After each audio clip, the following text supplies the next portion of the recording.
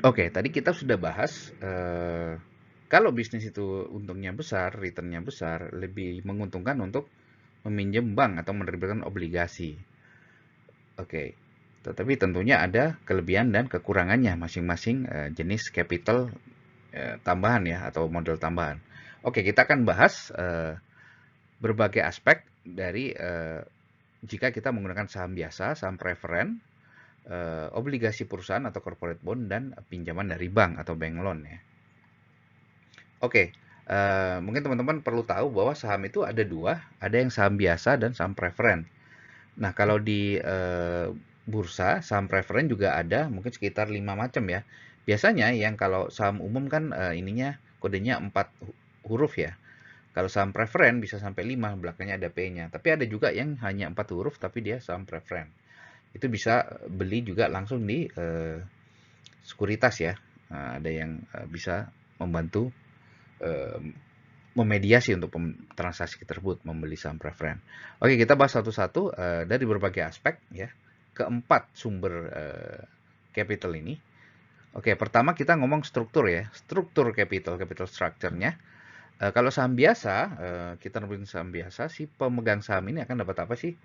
Oke, dia akan berposisi sebagai equity atau ekuitas ya, pemilik ekuitas, jadi pemilik perusahaan. Hal itu juga sama dengan saham preferen, dia juga menjadi equity atau ekuitas ya. Nah, hal ini sedikit berbeda dengan obligasi perusahaan atau corporate bond. Kalau corporate bond itu dianggapnya hutang ya, sama dengan hutang bank juga dianggap hutang. Oke, dari segi struktur mungkin sudah kelihatan di sini bedanya yang dua di kiri itu jadi ekuitas atau memiliki kepemilikan perusahaan, yang di kanan namanya berupa utang ya. Oke, lalu kalau misalnya terjadi bankruptcy atau kebangkrutan, mana sih yang jadi prioritas ya secara hukum? Oke. Jadi misalnya dianggap bangkrut, akhirnya aset-aset semua dijual. Nah, siapa yang harus dibayar duluan nih yang dapat uangnya? Oke, secara hukum eh, yang paling pertama harus dibayar dulu pinjaman bank, harus dilunasin dulu. Nah, kalau dari pinjaman bank ini udah dilunasi, masih ada sisa, lalu berikutnya adalah menyelesaikan hutang di obligasi atau corporate bond. Ya, jadi obligasi perusahaan ini kedua ya. Kalau sudah nggak ada sisa ya sudah berarti pemilik saham nggak dapat apa-apa. Tetapi kalau misalnya setelah udah membayar kedua hal ini masih ada sisa dana, oke, maka prioritas berikutnya adalah pemilik saham preferen ya. Oke, baru terakhir pemilik saham biasa. Oke. Oke, itu dari prioritas likuiditas. Lalu berikutnya kita bahas dari sisi resiko. Oke, dari sisi resiko yang berdasarkan prioritas likuiditas tadi, maka kita bisa simpulkan kalau saham biasa itu tinggi, saham preferen sedang, dan eh, obligasi perusahaan dan hutang bank itu rendah seperti itu ya. Oke, berikutnya, aspek berikutnya kita bahas tentang hak voting ya.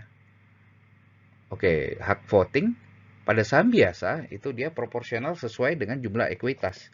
Jadi kalau pemilu kan kita ngitungnya jumlah kepala ya, tapi kalau di RUPS, Rapat Umum Pemegang Saham, atau di perusahaan itu proporsi dari kepemilikan saham ya. Jadi kalau saya memiliki saham udah 50% plus satu lembar saham, maka semua harus mendengarkan saya karena saya pengendali atau pemilik mayoritas ya. Jadi nggak peduli orangnya berapa, yang penting dari jumlah duitnya gitu.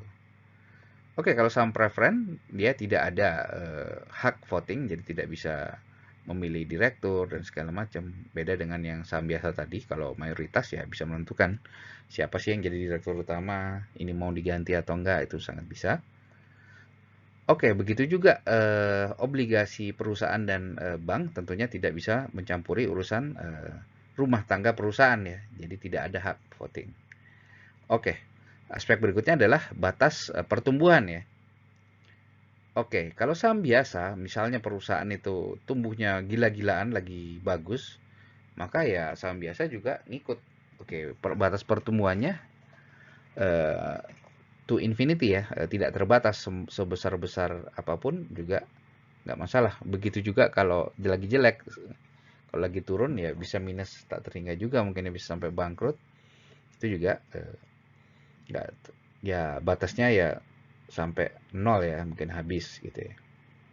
Oke, lalu kalau saham preferen gimana? Saham preferen itu dia terbatas. Oke, jadi relatif dia seperti fixed income ya. Misalnya kita udah dijanjiin kalau pegang saham ini senilai sekian, maka returnnya fix per tahun sekian misalnya ya. Seperti itu.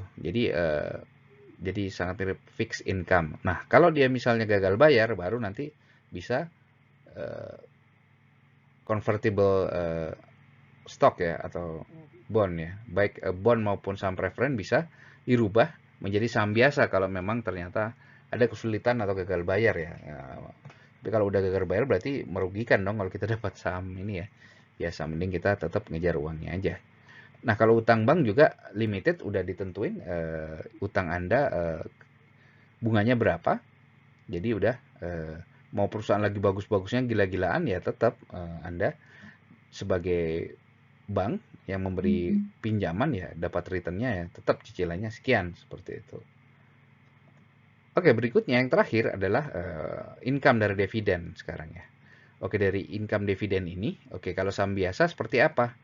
Oke, kita dapatnya ya tergantung kinerja perusahaan ya, bisa dapat dividen, bisa naik, bisa turun, bisa nggak dapat apa-apa gitu ya. Tergantung perusahaan, keputusannya seperti apa. Jadi bisa aja perusahaan berkembang sangat pesat, tapi ini growth company, jadi diputuskan tidak membagi dividen karena uangnya diputar lagi. Seperti yang si kasus Alia tadi kan dia belum bagi dividen karena masih berkembang terus ya. Oke. Lalu berikutnya kalau saham preferen gimana? Nah, saham preferen itu tergantung biasanya fix ya, fix income. Jadi udah dijanjiin setahun berapa persen seperti itu. Dan bisa gagal bayar. Kalau gagal bayar ya mungkin bisa diakumulasi tahun berikutnya lagi, atau ya mungkin dikonversi ke saham biasa atau lainnya ya. Lalu kalau corporate bond dan bank loan ya sama tentunya fix ya. Karena udah ditetapkan di awal, misalnya kuponnya obligasinya berapa, maupun bank juga cicilannya berapa, bunganya berapa, seperti itu. Oke, saya harap ini jelas ya, bisa membantu teman-teman memahami. Terima kasih. Wassalamualaikum warahmatullahi wabarakatuh.